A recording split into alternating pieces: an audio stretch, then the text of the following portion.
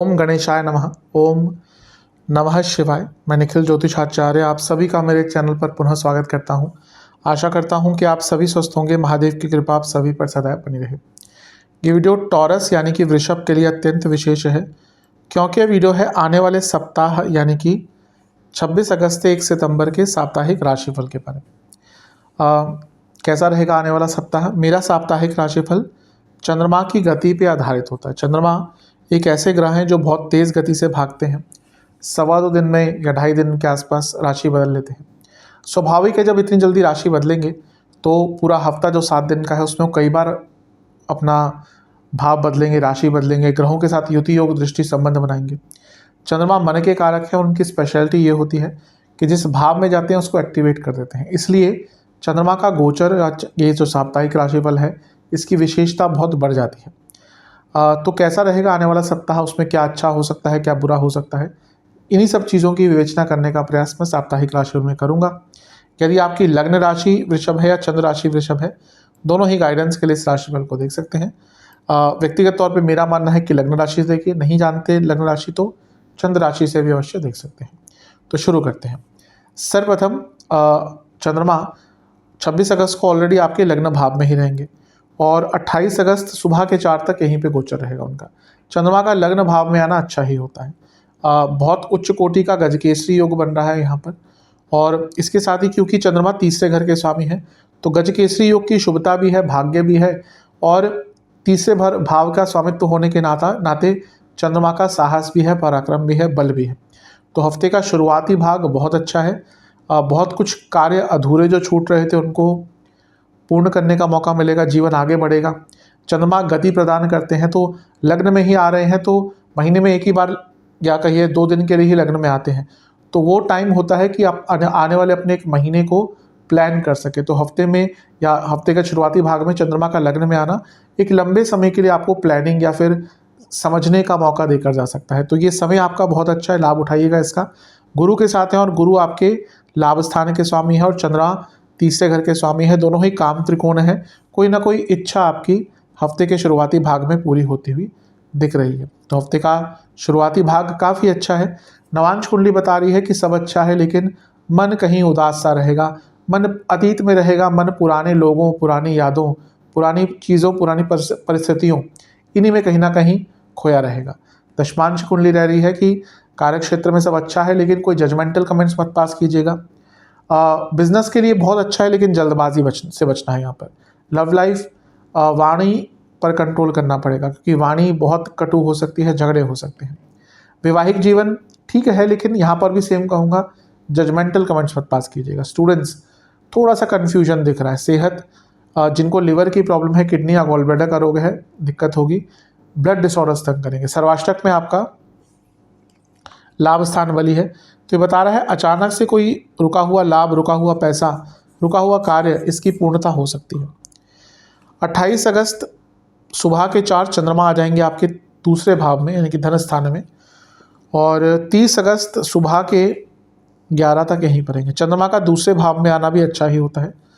तीसरे भाव के स्वामी हैं और दूसरे भाव में आ रहे हैं, यानी कि अपनी मेहनत से सफलता या धन प्राप्त करेंगे। यहाँ पर मंगल के ही साथ हैं जो सप्तमेश हैं, तो बिजनेस में लाभ होगा। और चंद्र मंगल की युति अलग प्रकार से धन देकर या धन कमा कर देती है। मंगल 12वें घर के स्वामी हैं, तो ये बता रहा है कि विदेश में भी कोई या विदेश का कोई अटका हुआ कार्य था वो यहाँ पर पूर्ण हो सकता है। तो बहुत अच्छी चीज़ें दिख रही हैं आपके लिए। हफ्ते के मध्य भाग में भी चंद्र मंगल युति पैसा देती है, अचानक से पैसा देती है, और धन स्थान में है तो रुका हुआ पैसा भी आएगा।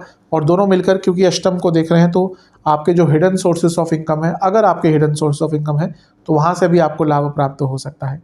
तो हफ्ते का मध्य भाग भी अच्छा है। चंद्रमा मंगल दोनों वाणी के स्थान में है। वाणी की चंचलता पर ध्यान दीजिएगा, वाणी की उग्रता को कंट्रोल कीजिएगा, क्योंकि उसके कारण दिक्कत हो सकती है। दोनों ही अर्थ त्रिकोण में है, यानी कि कार्य क्षेत्र में भी काफ़ी बिजी रहेंगे। नवांश कुंडली बता रही है कि कन्फ्यूजन रहेगी और ज़्यादा सोचेंगे, ओवर थिंकिंग तंग करेगी। दशमांश कुंडली कार्य क्षेत्र में बहुत अच्छा कार्य करने का अवसर मिलेगा, स्पेशली जो लोग फाइनेंस से है, मार्केटिंग से है, बिजनेस। समय तो ठीक है, लेकिन कोई बड़ा निर्णय, आइडियाज़ बहुत आएंगे, लेकिन उनको इम्प्लीमेंट मत कीजिएगा। यहाँ पे इम्प्लीमेंटेशन का टाइम नहीं है, यहाँ पर कोई बड़ा पैसा लगाने का टाइम नहीं है। लव लाइफ, इमोशनलनेस दिख रही है दोनों ही साइड से और ये तंग करेगी, क्योंकि किसी भी चीज़ की अति खराब करती है और इमोशंस भी जब हावी होते हैं तो हम गलतियां करते हैं, अनकंफर्टेबल चीज़ें हो जाती हैं। वैवाहिक जीवन तोल मोल के बोलिएगा और एक अच्छी सिचुएशन बनाने की कोशिश कीजिएगा। जहाँ तक स्टूडेंट्स की बात है, भरोसा किसी पर मत कीजिए, कहीं ना कहीं जिनके साथ आप पढ़ रहे हैं वही आपको या तो धोखा दे सकते हैं या आपका फ़ायदा उठा सकते हैं या आपका नुकसान कर सकते हैं। सेहत, गले के रोग तंग करेंगे, आंखों के रोग तंग करेंगे, बीपी की प्रॉब्लम तंग करेगी, फूड इन्फेक्शन तंग करेंगे। सर्वाष्टक में आपका 12वां स्थान बली है, विदेश संबंधित कार्य कोई अटक रहा था पूर्ण हो सकता है। 30 अगस्त सुबह के 11 चंद्रमा आ जाएंगे आपके दूसरे घर में, तीसरे भाव में यानी कि कर्क में, और सप्ताह के अंत तक यहीं पर रहेंगे। चंद्रमा का तीसरे भाव में आना अच्छा ही माना जाता है। यहाँ पे तो अपनी ही राशि के होंगे। ध्यान बस ये देना है कि बुध के साथ हैं और बुध दूसरे भाव और पंचम के स्वामी हैं और बुध वक्री हैं, तो वक्र बुद्धि, पैसों को लेकर लालच आ सकता है, कोई आपको बहुत इन्फ्लुएंस कर सकता है, इवन कोई पैसा मांग भी सकता है, तो धन से संबंधित बहुत केयरफुल रहेगा। यहाँ पर राहु का प्रभाव भी है जो चंद्रमा को भ्रमित करता है और बुध वक्री हैं, तो बुद्धि ही वक्री है, राहु का प्रभाव, बहुत ओवर एक्साइटमेंट रहेगी, बहुत एंथुजियाज्म रहेगा, लेकिन अपनी ऊर्जा को संभाल नहीं पाएंगे। तो हफ्ते के अंतिम भाग में थोड़ा सा आपको अपनी ऊर्जा को संभालने का प्रयास करना है, क्योंकि अगर वो नहीं कर पाए तो अवश्य इसका थोड़ा बुरा परिणाम भी आपको झेलने को मिल सकता है। चंद्रमा अपने ही भाव में होंगे हफ्ते के अंतिम भाग में, यात्राओं के आपके योग बन रहे हैं। जो बुध है वो पंचमेश भी है, यानी कि स्टूडेंट्स के लिए भी अच्छा रहेगा, क्योंकि पंचम के स्वामी अपने से 11वें में है और चंद्रमा की युति है। तीसरे घर के चंद्रमा व्यक्ति को प्रॉब्लम सॉल्विंग कैपेसिटी भी देते हैं, तो ये दिख रहा है कि थोड़ा सा उथल पुथल रहेगी वक्री बुध के कारण, राहु के प्रभाव के कारण, लेकिन आपका अपने ऊपर जो अपने मानसिक चीज़ों पर अगर नियंत्रण आपने रखने का थोड़ा सा प्रयास किया तो अवश्य ये जो सारी चीज़ें हैं, ओवर एक्साइटमेंट, ओवर एंथुजियाज्म, इन सब पर आप कंट्रोल भी पा पाएंगे। किसी ऐसे व्यक्ति के कांटेक्ट में रहेगा जो आपको समझता है, क्योंकि यहाँ पर उसकी आवश्यकता आपको पड़ सकती है। नवांश कुंडली कह रही है कि धन आएगा, लेकिन अपने ऊपर नियंत्रण बिल्कुल आपको बनाकर रखना पड़ेगा। और सबसे इम्पोर्टेंट चीज़ है, किसी को कोई कमिटमेंट मत कीजिएगा। दशमांश कुंडली, कार्यक्षेत्र में थोड़ी सी लड़ाई झगड़े हो सकते हैं। बिजनेस के हिसाब से बहुत शुभ है, पैसा भी आएगा, जीवन आगे भी बढ़ेगा बिजनेस में। जहाँ तक लव लाइफ की बात है, एक ही चीज़ कहूँगा कि बैठकर साथ में प्लानिंग करने की आवश्यकता है, क्योंकि ऐसा लग रहा है कि आप दोनों साथ में बैठकर कोई ढंग की बातचीत नहीं कर पा रहे और इसका फिर बुरा प्रभाव आगे चलकर पड़ेगा। जहाँ तक स्टूडेंट्स की बात है, वैवाहिक जीवन की बात है, ठीक है, कोई ऐसी प्रॉब्लम नहीं दिख रही वैवाहिक जीवन में। वाणी के बाणों पर कंट्रोल करेंगे तो बहुत अच्छा है।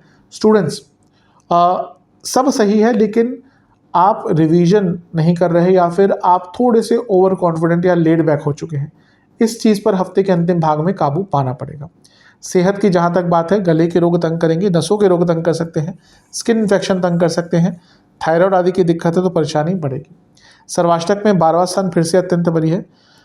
ये बता रहा है कि हफ्ते के अंतिम भाग में आपका कोई रुका हुआ पैसा वापस आ सकता है और इसके साथ ही कुछ नई शुरुआत करने जा रहे थे उसमें भी आपको मौका मिलेगा। जहाँ तक उपाय की बात है, लक्ष्मी चालीसा का 2 बार पाठ करके लक्ष्मी माता को 3 घी के दिए अर्पण कीजिएगा और सफ़ेद मिठाई का भोग लगाइएगा। आशा करता हूँ कि वीडियो काम आएगा। चैनल पर नए हैं, सब्सक्राइब कीजिए, वीडियो को लाइक कीजिए। मिलता हूँ अगली वीडियो में, तब तक के लिए ओम नमः।